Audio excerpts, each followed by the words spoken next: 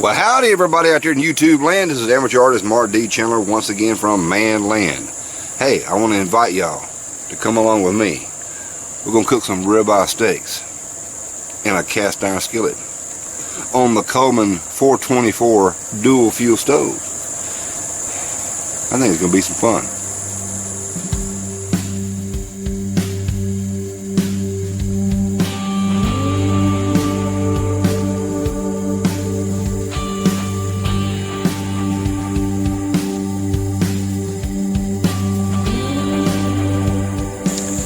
First, I got to show you what piece of cast iron apparatus here we're going to be cooking with.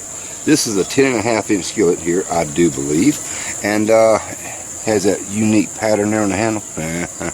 This came from Outdoors with Shawn, who gifted me and Wee Wee this at the last rendezvous that we were at. And we've been using this puppy for a very long time. Happens to be one of those skillets yeah, that's right, it ain't American made. But what's wrong with that? So we're not only going to test out the skillet, which we know will handle the heat, we're going to do it on the Coleman dual fuel stove using unleaded gasoline. So we can cook up them ribeye steaks, cast iron method. And now I'm just going to let it heat up, and when that skillet gets hot, we're going to throw in the goodies. That there skillet is smoking. That means any oil residue in there is already reaching that point where it's trying to polymerize there on the skillet. So this is kind of what I do when I want to, put the seasonings back on one. But right in here, I'm starting to see it bubble up and turn white around the edges within the bubbles. Yeah, at this point, I would normally just wipe it down. But no, I'm finna add some Blue Bonnet margarine. Why? Because I ain't got no butter. Blue Bonnet margarine. There it goes.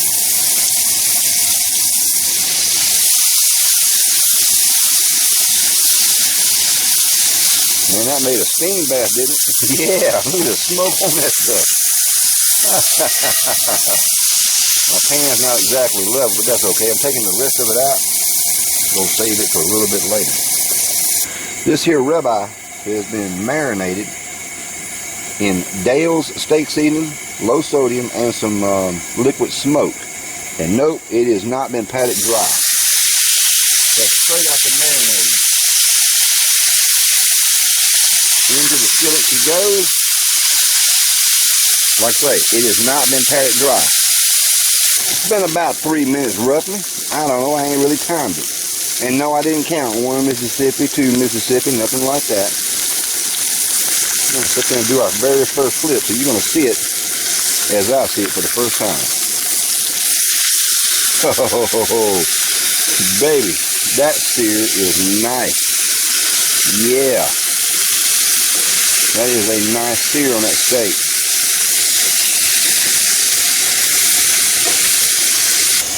Now I got some baked potatoes inside the microwave, some 2 russet potatoes.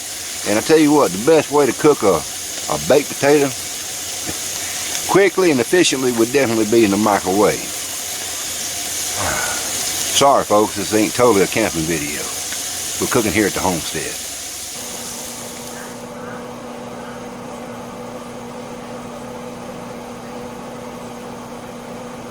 Oh man, this is smelling good, looking good. I've already did an overhead shot, but my lighting here inside my manland cave is not the best in the world. But just slice off there with some of that fat.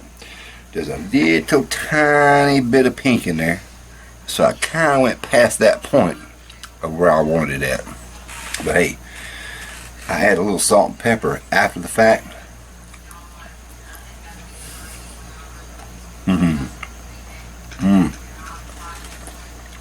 Now that's nice.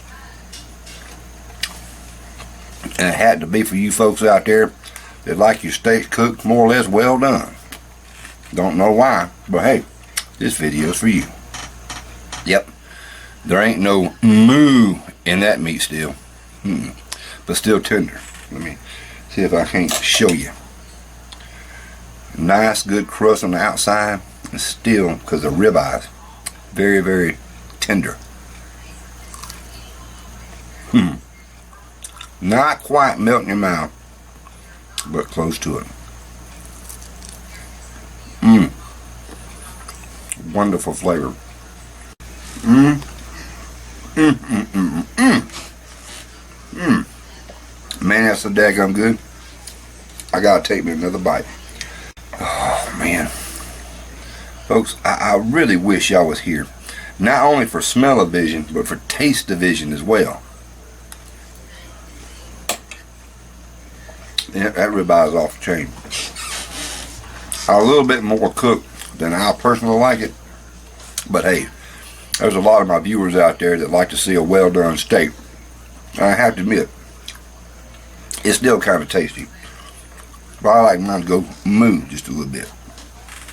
I like mine to go moo a lot, but anyway.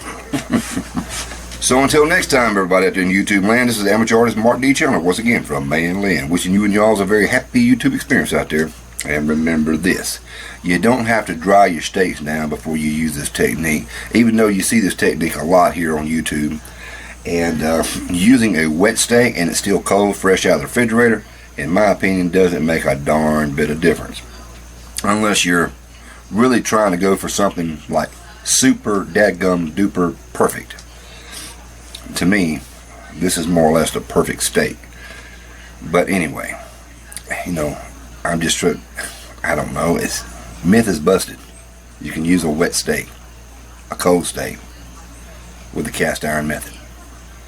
Just need to be a little thicker steak.